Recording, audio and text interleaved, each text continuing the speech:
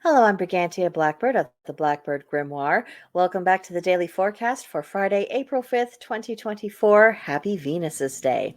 It is Aries season. We are in the Celtic tree month of Alder. We are experiencing Mercury retrograde in Aries, and we have a waning moon.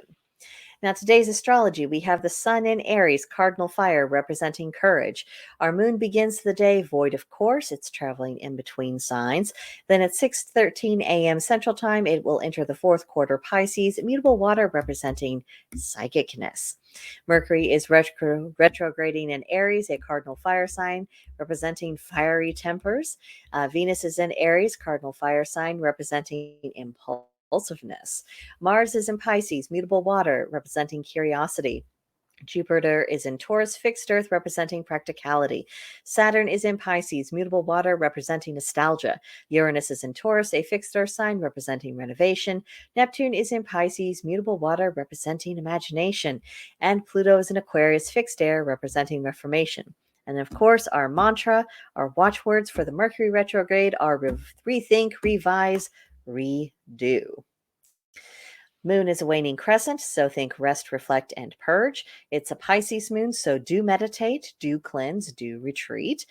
What you shouldn't do is randomly socialize with just anybody, get too bogged down in group projects, or be one-dimensional. This isn't the time for being shallow in any way. Now, it is the day of Venus, and Venus entered the sign of Aries at midnight Central Time today. And this adds a sense of spontaneity and excitement to the atmosphere. So you might change up the routine in your romantic relationship, get away from it all if you can, plan a special date night, spend a little extra time focusing on your special person. Just make the most of this, especially if it's been a rough week with a new month, with all that goes along with that. And we start with April Fool's Day and the Mercury retrograde. Things probably have been a little bit more hectic and rough this week than it ordinarily is. So take the time and just make it a little bit better. So today's tarot card is the Queen of Stones, as represented by the bear. We should be cultivating appreciation, a spirit of generosity and goodness. And the challenge is to set yourself up for success and prosperity. And you do that through being appreciative of what you have and what you've already achieved and what other people do, showing generosity.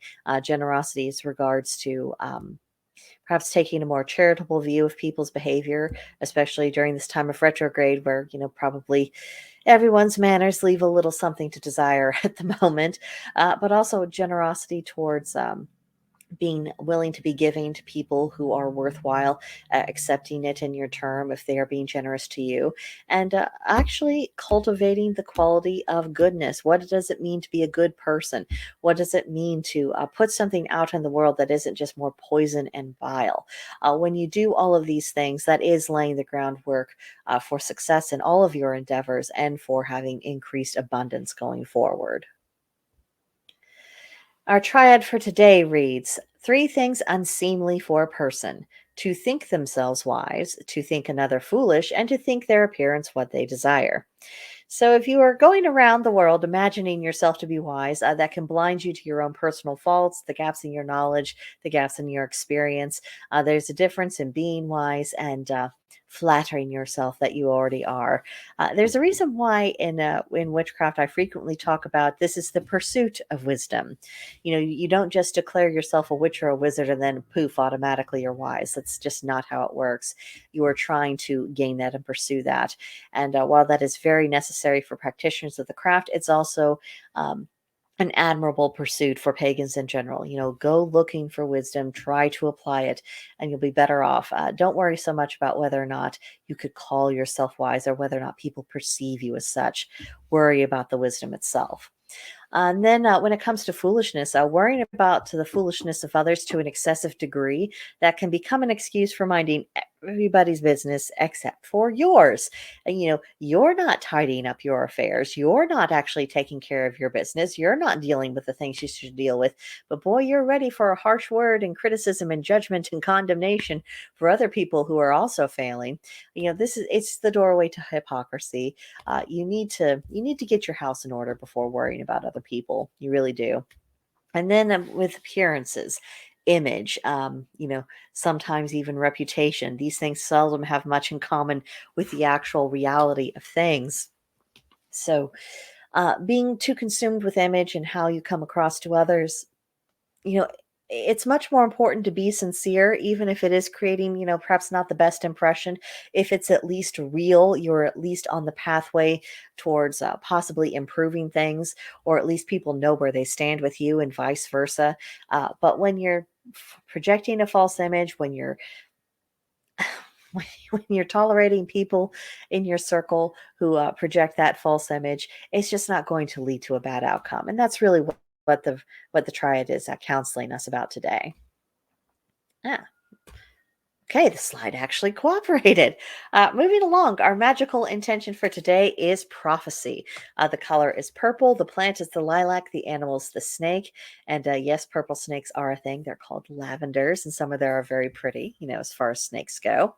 And the crystal for this intention is the amethyst. Now, obviously, we cannot see all, even if we do have an inclination towards precognition, or if we're particularly good at divination. We're never going to see everything, and we probably wouldn't want to, even if we could.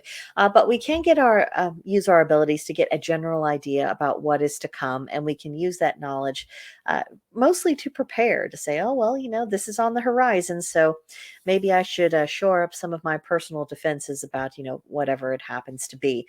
That's really the best use for prophecy in a pagan context.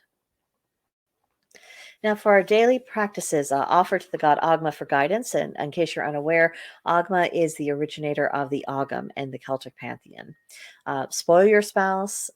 Cherish them, let them know that they matter. Sometimes just these little random reminders that they are the center of your world and that you do still want to face the world together with them. That can go a long way towards maintaining the relationship. Plan your weekend, including your spiritual activities. If you have a little extra time, make sure that you're giving some of that to your spiritual practice. Read a myth before bed and bring some flowers into your home. Uh, Flowers that if the flowers feel like they belong together, if they look like they belong together, chances are they probably have very harmonious energies. And so you're bringing that harmony into your home, which of course affects the atmosphere of the home. So that's the reason why it makes a list of practices for pagan activities. Now, for our Fae of the day, the brownie, one of my favorite forms of Fae. And for your journal prompt, I'm asking the question of what sort of treats do you think your house brownie would appreciate? You may not have one, but assuming you do, or that you would like to attract one, thinking about little rewards, little tokens of appreciation you can leave them for their efforts on your behalf. That does a lot to maintain that relationship, keep it on a good footing, and ensure that they're not feeling neglected in any way. Because a neglected brownie is a brownie that's going to wreak havoc in your household.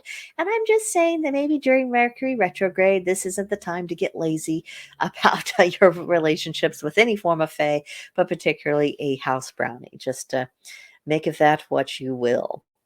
So that's what I have for you guys today.